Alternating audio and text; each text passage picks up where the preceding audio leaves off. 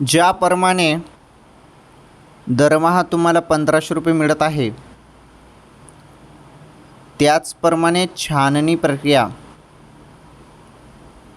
छाननी प्रक्रिया, ही छाननी प्रक्रियेमध्ये भरपूर बहिणींचा हप्ता जो आहे, हप्ता हा बंद होत आहे, बंद केला जात आहे. कशा कारणाने ते कारण पुन्हा पुन्हा तुम्हाला सांगणं गरजेचं नाही, तुम्हाला सर्वांना ते कारण माहीतच आहे.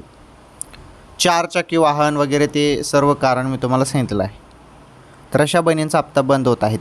मग आता ज्या बहिणी पात्र आहेत त्यांना जुलैचा हप्ता कधी मिळेल, 1500 रुपये कधी मिळतील, हे बघा. एक माहिती आलेली आहे.